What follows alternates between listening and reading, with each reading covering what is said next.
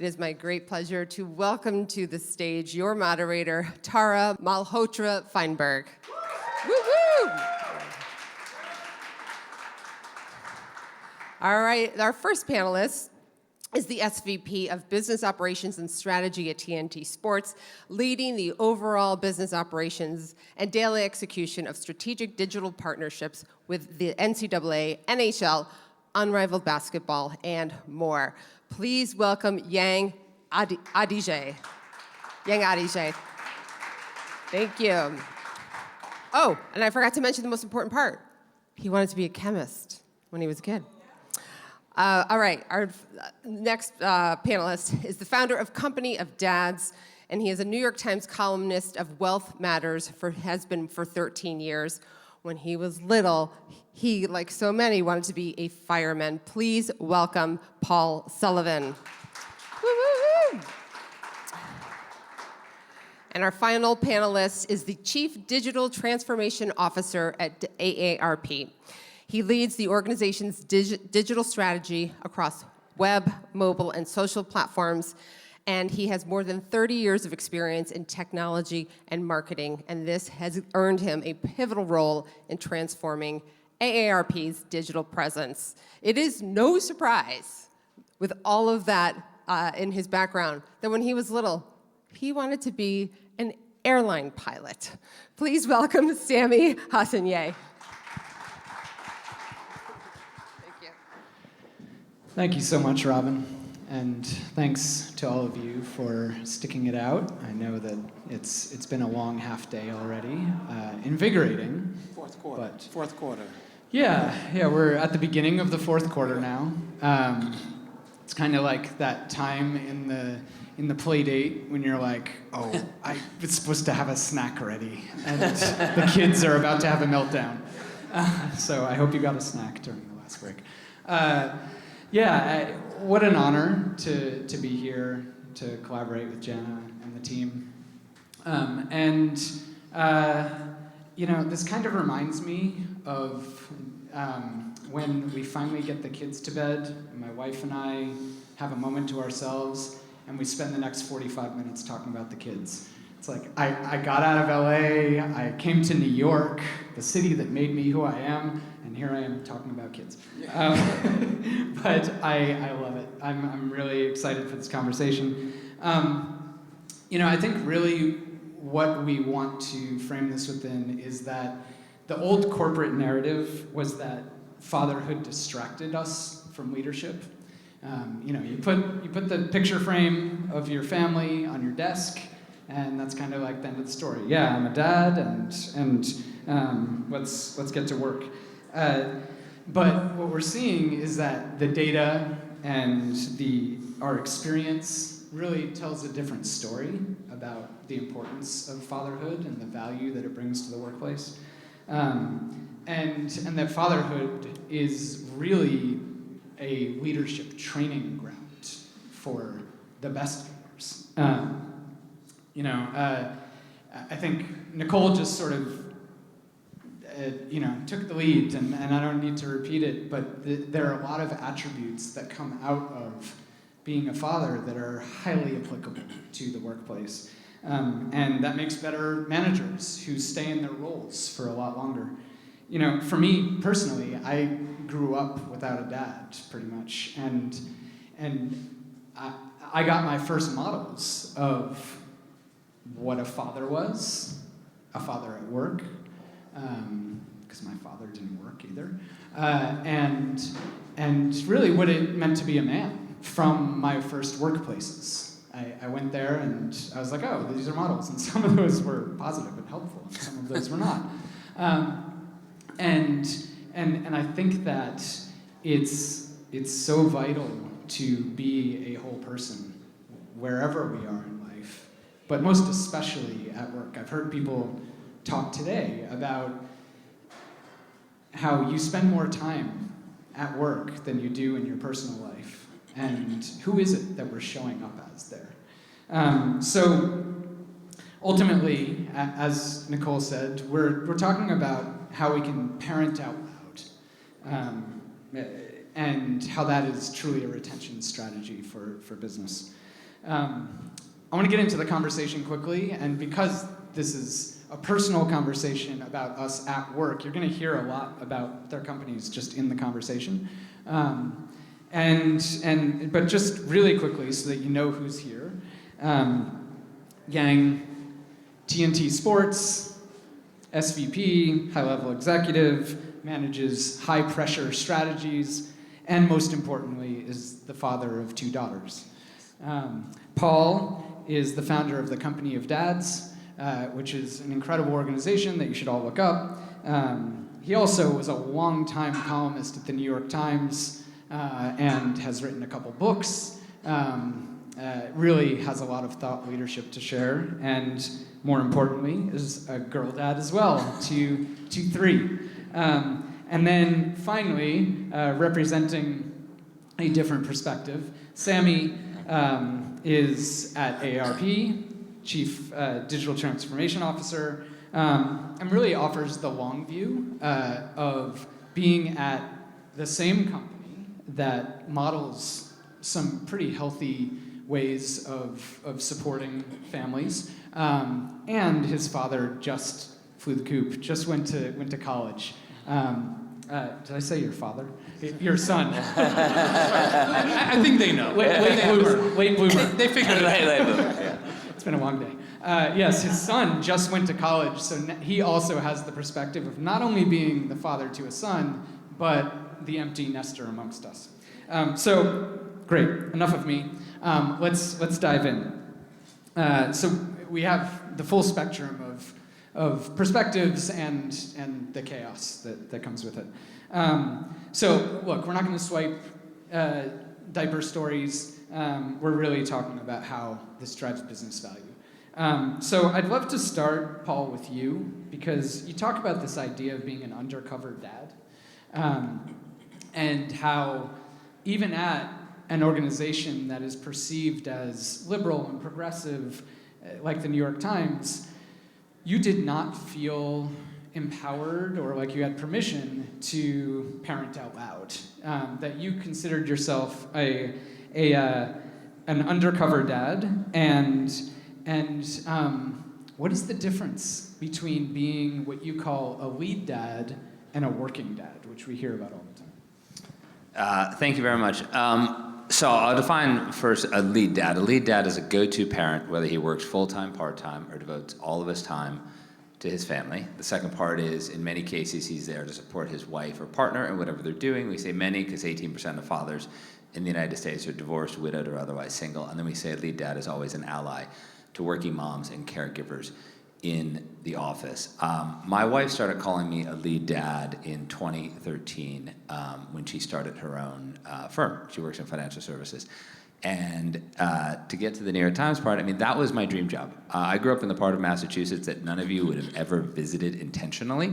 And I had 2 goals in life: never ever to live there again, which I accomplished by going to this place called college, and I never went back. And the second was to write for the New York Times, which was ridiculous. And so I made it, and I was thrilled, and I loved every moment of it. I wrote a couple books, it was great.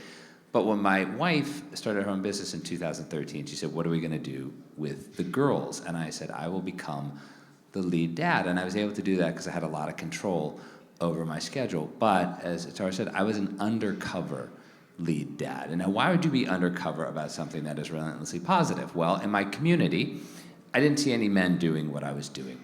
I saw moms, I saw nannies, I saw au pairs, I saw babysitters, I saw mostly female caregivers. I didn't see any men doing the real work of caring, not showing up on the sidelines, but being the dad there at the doctor's, and taking the daughters out afterwards if they had a bad day for ice cream, being there at the ballet studio.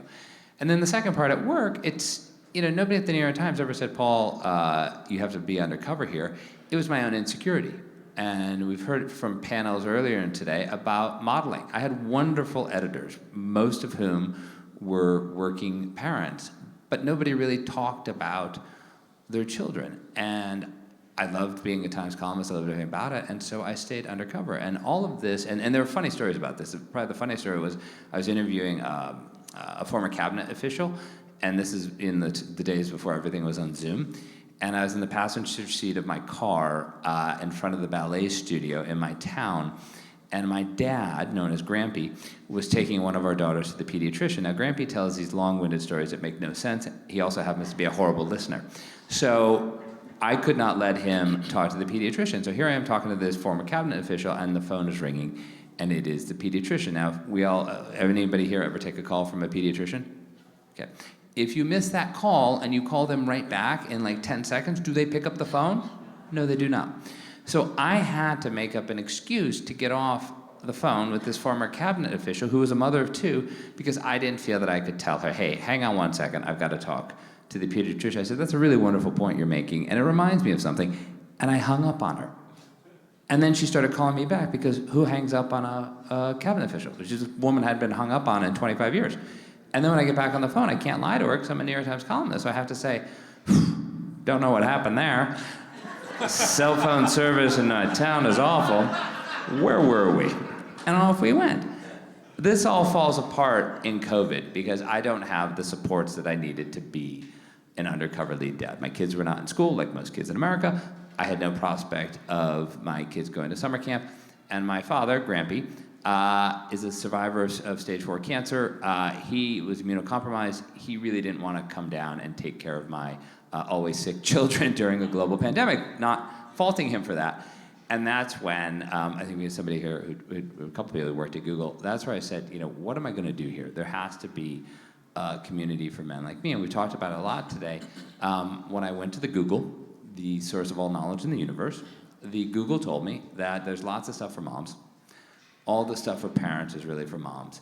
And anything at that time for dads assumed that dads had done something wrong or were somehow struggling. They weren't successful co-parents. They'd gone through a miserable divorce and they were hated. They didn't just have 1 or 2 drinks after work. They had 14. They'd been incarcerated. All of this stuff is super important, but I thought, why is there not something for lead dads? And that really began the journey, that was 2020, of sort of a 2-year journey to sort of wrap my head around all of this to sort of start what became the company of dads. And yes, please. And you said you've done a census on this, basically. You've identified 25 million. Yeah, and so, not a political statement, but back when we could really rely on U.S. government data, just stating that as a fact, I thought that, what would you do as a New York Times columnist if you were going to start something? You'd say, I don't know, am I all alone in this? Am I making this shit up? It's COVID. I haven't been outside in a long time. My kids are driving me crazy. And so U.S. Census, Bureau of Labor Statistics, Pew, it was really easy to find, which I did not think it would be. It was really easy to find, by my definition, how many men in America, how many fathers in America were lead dads. And that number is 25 million, and it's about 1/3 of all fathers, and it's being driven, not surprisingly, by men in their 20s and 30s who want to live and work in a different way. And the second thing I did, and Jenna had asked me to make sure I highlighted this earlier, the second thing I did was, you have data, but that's not a story. So how was I going to figure out if this was true, if this was really true? And I knew one thing for sure, that if I asked men, are you a lead dad? If I had asked me if I was a lead dad, I would have lied to me. I would have said, oh, I'm not sure, I'm a New York Times columnist. Perhaps you read my most recent book. It was quite a hit in Chile, which is true. It did much better in Chile than it did in the United States. The only problem, there are only 7 million people who live in Chile. And so I asked female executives with children, and I said, what do you think of this idea? And it was really that kind of classic bell curve. On the left were women who said, oh man, this is great. That was my husband. He did all of this. I'm really glad you're using this term, lead dad, because his friends gave him so much shit. They called him Mr. Mom. They called him the house husband. They called him Mr. by my name. They said, you're retired. But he didn't really give a fuck. He just did it. On the other end, on the far right, were women who would say, good luck.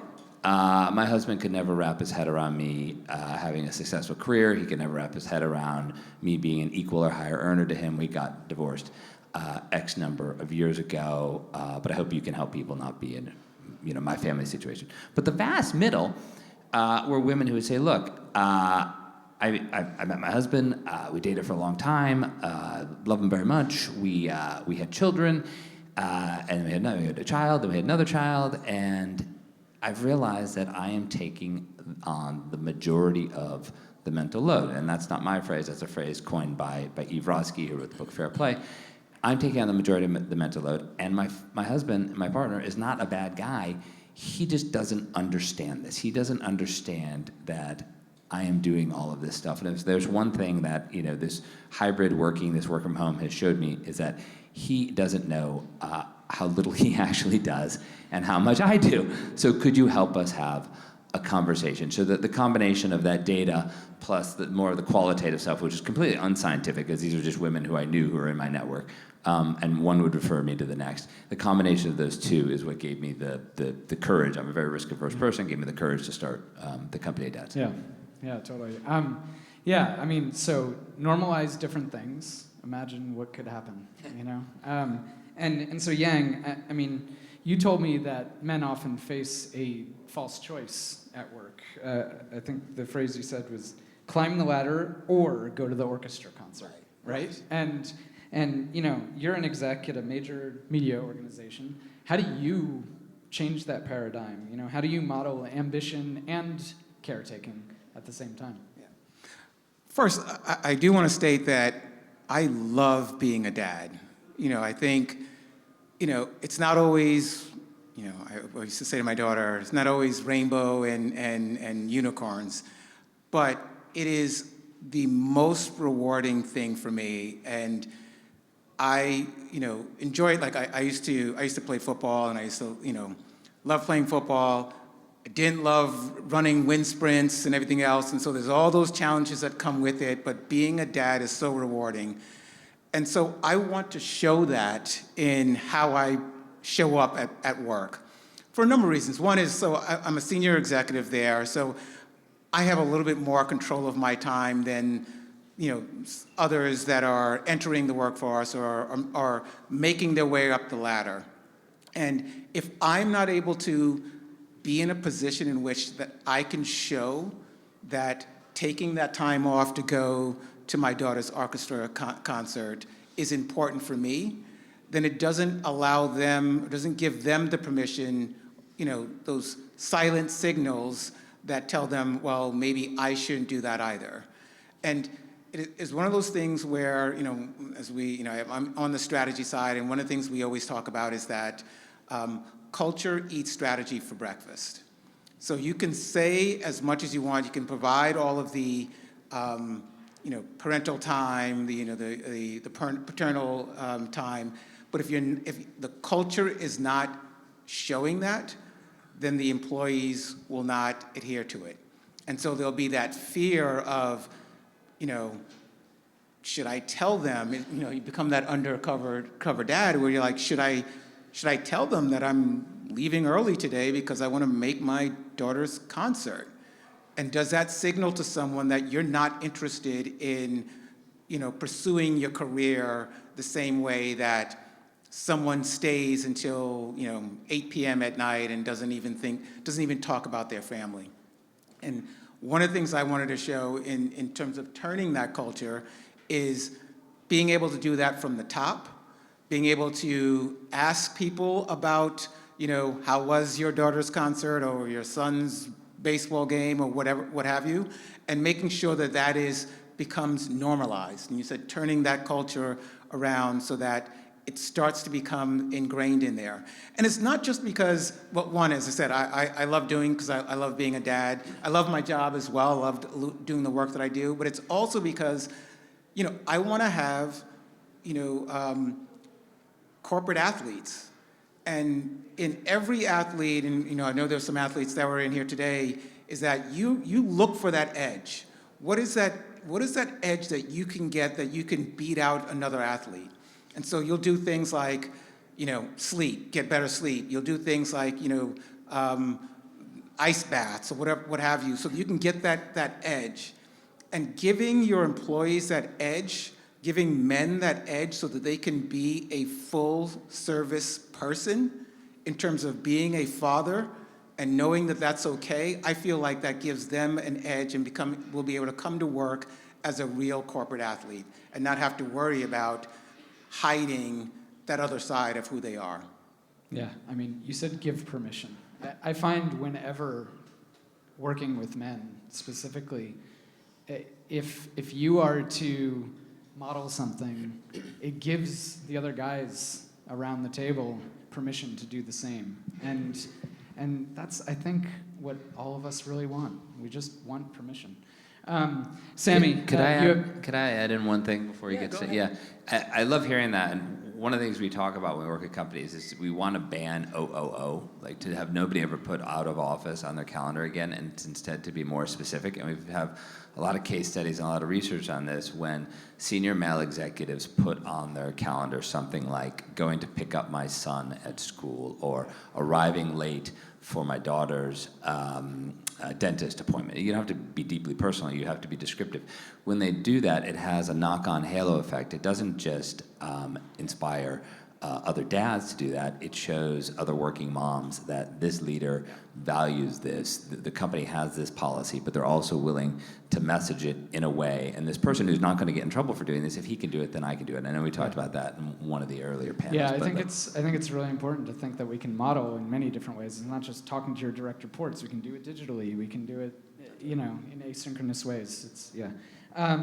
Sami, so you have a different perspective, both in how you've managed parenting with a co-parent. You have an older child who just left. You also have been at the same company for, I think you said 20 to 25 years. Sure. And this company has aligned a lot with your values around this. Can you talk about what that experience is like? And I mean, can you even imagine, if you had to hide that part of your life as a father, would you have stayed? Yeah, no. The simple answer is no. I think I've been very lucky at AARP that they've been there for me, and some of my colleagues are here, and I thank them as well for being there for me in the good times and the bad times. And I would say, similar to what both Paul and Yang have said, the best day of my life is when my boy was born. And he likes telling people that. He's like, tell them what the best day is. And being able to share that in my role at AARP, I think is very important. Not only does it provide permission, but it also allows me to bring my best self to work. I can't bring my best self to work to do my best work when I'm worried that I might be in the best dad I can be. And I think those two things are not a zero-sum game, and I think that's kind of the conversation that we having here today, is that you can be both of those things, and actually they feed each other.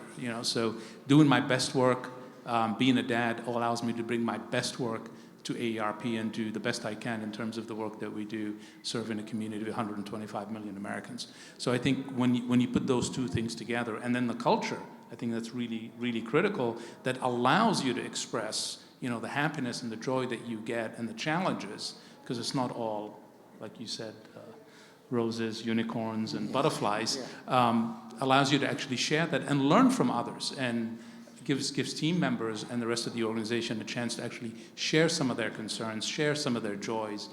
And also, you have to kind of be willing to give what you want to get. So you have to be happy for other people when they're spending their time with their families. And I think you have to celebrate that with them. That gives you also permission to do it, but also gives others permission to be part of that. So I've been very lucky at AARP that we have the kind of culture and the support structures that allows us to, spend 18 years taking care of a kid who's now an adult, and I don't know where he is right now. And this benefits everyone, right? I mean, Yang, you said when men step up, we raise both genders, right? Can you unpack the mother tax a little bit, and why it's so critical for a male leader like you at an executive level to model this, not just to take leave, but also be loud about it? How does that change the culture and make things better for everyone? Yeah, I mean, so one of the things I talked about before was I want to find that edge. I want to, get have, corporate athletes. But if we do this right, societal-wide, men stepping up and being part of the parenting equation and enabling that and being loud about that and having that be part of the normalization in the culture, what it does is I'm very mindful of a lot of things we talk about today, that women have been going through this for years and had the mom tax that was there. But if we do this correctly, men can step up and help shoulder some of that burden. So it's not just women having to take the doctor's call, when the pediatrician calls to the, for your son or daughter. And so being in a position in which it is okay for men to step up, I think raises the tide in boat, tide for all of your employees if it's done correctly. Nice, and you've operationalized this, from my understanding. Can you talk about the Book of Dares curriculum and some of that work that you've done? Yeah, look, I mean, I think what we try to do in our office is, obviously we have the situations where there's parental leave and there's the institutional allowances that the company does, but diving deeper into that, what we want, as I said, what we want to do is that I want to hear from my direct employees. Not only do I want to showcase it, but I want to hear from them. I want to make sure that I understand them as a full person and what they do in their private, in their off work lives, and really embodying that and making sure that they understand that it's something that's very important to not only me, but to the company as well. Yeah, totally. I mean, I know for me, when I became a dad, immediately I became so much more focused. Like, all of a sudden, leading up to the birth, I was building a startup at the time. I was just saying to myself, how am I going to do this? I'm going to completely drop the ball at work, and I'm supposed to take care of humans, and I have no playbook for that. As soon as they were born, all of a sudden, I felt like I was in the Matrix. Like, everything slowed down. I was dodging bullets. I was like, for at least the first couple of days, and then I was dodging poop, but it all of a sudden it crystallized. It was like, I know exactly what I want to put my energy into. I know what my priorities are. I know what I'm going to focus on while I'm during the work hours, which are going to have better boundaries, because it is uncompromising that I need to sign off and take care of these people. And so, I'd love for us to get into the skills a little bit more specifically. Sami, you talk about the dad dividend in a really interesting way. You mentioned that AARP supports the whole person. And so, yeah, if you could just speak about what are those skills that you learned from raising your son while at this company, while building your career over these decades as you were also building a person. I think for me, some of the things that I've learned is, as a leader and as a people manager in the organization, is that I've got to care about people holistically. It's about the person first, giving them the space to actually take care of what's happening in their own personal life, whether it's a man or a woman.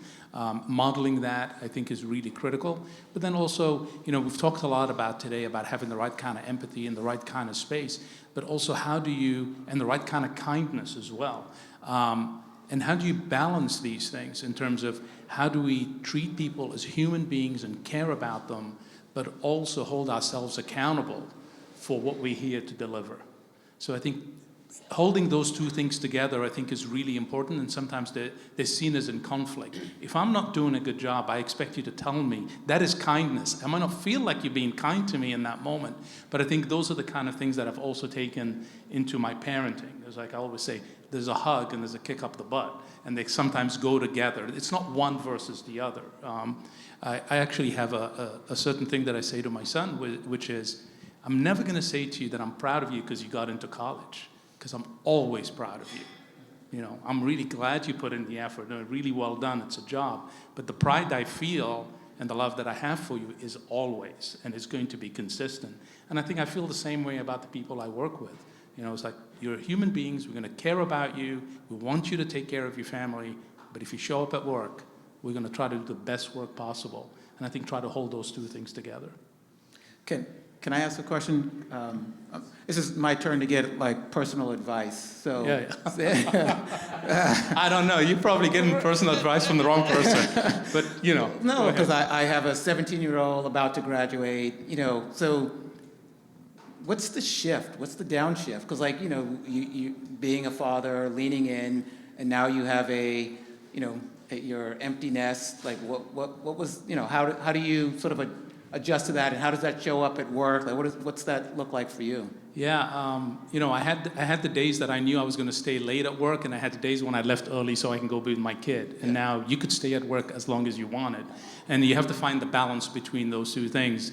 And the first day home after I dropped him off in school in London and came back, it's like you couldn't turn the lights on in my house. No matter how much light you have in my house, it was like something was missing, And then you have to find the right kind of connections, people connections, whether it's at work, play more sports, exercise. So he exercised in the basement, so I go to the basement, just to make that kind of connection. But I think you have to rebuild your social network, your daily habits, and that takes a little bit of effort to go through. But also, at the same time, it's okay to miss your kid. So tell myself it's okay to miss the kid, but I also have to do something about it rather than wallow in it. So. But you've got 3, right? 2. I've got 2. Yeah, so. you're okay right now. Enjoy exactly. it, though. Enjoy exactly. I got a spare. Love it. Yeah, I mean, I can point to specific skills that have come out of being a father. I mean, I've become a much better manager because I have honed in, I've strengthened the muscles of taking feedback and getting my ego out of the way, which I need to do with my employees. I need to be able to hear, like, oh, it sounded like I was angry, just like with my kids. Like, I didn't know I was yelling. Oh, okay, that sounded like that to you. Okay, let me try this a different way, And it's not always emotional, but those kind of principles really transfer. Can I follow up on that? I think please. one of the things, like you sort of break the fourth wall with your kids, and when you've made a mistake, we always know that you should apologize, but I think it's even more important where you sort of narrate what you're doing. Like, for example, right now, I know you want to tell us, I need to answer this call, email, and they know why you're doing that. You're not mindlessly doing it. And I think about the work we do at companies, and yes, the motherhood penalty is correct. There's lots of research on it. Yes, men, are there to be allies for women, but I think if we don't get more explicit about it and break that fourth wall, we're not going to bring about change. So what do I mean by that? I mean, you flat out, we can say there are only 2 things that moms can do that dads cannot do. They can carry a child for 9 months and give birth, and if they so choose, they can breastfeed. Everything else has become gendered. And because it's become gendered, companies assume, whatever their policies say, unless they do real work on this, they assume that the mom is going to be the one who leaves work early. And there's been research pre-COVID out of Boston College that dads who try to step in and put their hand up to be what we call lead dads, what other people call fully involved fathers, suffered a similar motherhood penalty. They were seen as insufficiently committed to the work. So we can create the world's, I know Daisy was up here before, we can create the world's greatest HR policy. It could be shiny, new, offer every single benefit out there. But if we don't do the hard work and break that fourth wall and really work with the individual managers and tell them how to communicate this policy, companies have just spent an awful lot of money on creating the world's greatest HR policy is not being implemented. And, it takes a really bad manager, but there are plenty, who if a woman comes up to him and says, I'm pregnant, that he says anything other than congratulations. Now, we have plenty, I've told the story a million times, and I've had women put their hands up, and my favorite was this woman said, I told my employer, and he said, congratulations, I think. And I go, oh, man. But when it comes to fathers trying to take their parental leave, too often it's negative modeling that's couched in nostalgia, and it sounds something like this. You're going to take that time off. Wow, I didn't have that.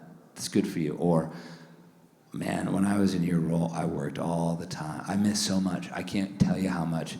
It's great that you have it. And what does that do? That creates cognitive dissonance between my company offers this amazing policy to allow me to be a fully involved father, to allow me to support my partner or wife, to allow me to really be an actual ally to working moms and caregivers at work. But my manager tells me these ridiculous stories about when he was a dad 20 years ago, and now I'm wondering, should I really take this time off? And where this really hurts companies is if they're trying to create a resilient organization where they're promoting men and women equitably by their ability. If you don't have the ability to see who's really doing a good job, because some people have to take the time off to physically recover, and other people are electing not to take the time off, you're skewing the people who are going to be promoted, and it's going to hurt you down the road as a company. Yeah, thank you. All right, we're being told we have to go to audience questions, but I'm going to push them off really quickly. Really quickly, let's give them something tactical. When the leaders go back to work on Monday, just one thing that they should do differently or think about differently for their teams. So I don't know if it's differently, but again, I'll lean into what we talked about earlier about, it's just show up and really, parent out loud and be willing to not only say it, but show it that I'm going to take the time. I love the idea about putting on your calendar, picking up going to my daughter's orchestra. I keep saying that because I missed it this week. So show it. Yeah, exactly. Show it. So to show it, I think that's really important. Great. You took what I was going to say, but I'll go with the second one. I would say if you work at a company that has a parenting ERG and you're a father and you've never been to that ERG before because you're afraid you're going to be called out and not called in, go give it a try and just sit there and listen. But more than anything, be present and show that you're part of the conversation. Nice. Get involved. I would say share stories about the things that you do with your children. I mean, a lot of people at AARP still ask me if I play Clash Royale. I still play Clash Royale. My kids stopped playing years ago, but I'm still playing. Love it. I own 2 Minecraft servers. He stopped playing Minecraft. I don't want to get rid of them because they have things we did together, that you could go see and visit, and sometimes we talk about it. So I think tell stories about the things that you do with your children that really opens doors and allow others to feel it's a safe space that they can do the same thing. Absolutely. People remember stories. What do we got? One question. Where?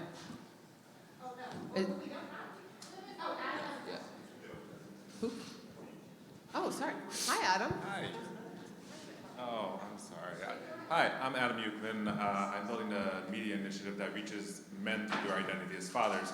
And I really appreciated all the conversation about culture. And there's both corporate culture and there's societal culture. And I think in any culture, we are impacted by the stories that we hear.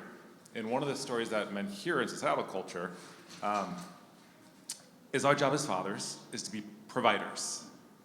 And that's sort of the start and the end of it. So I'm just curious, how do we change those stories in our societal culture that we are more than that? Because I think we see data and we see research that dads want to be more than just providers.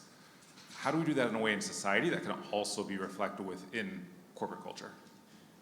I think you need to define the word provider differently and don't define it as narrowly. I mean, a narrow definition, or the definition that most people think of when they hear father as provider, is father goes out, makes money, comes home, pays a mortgage. That's really limited.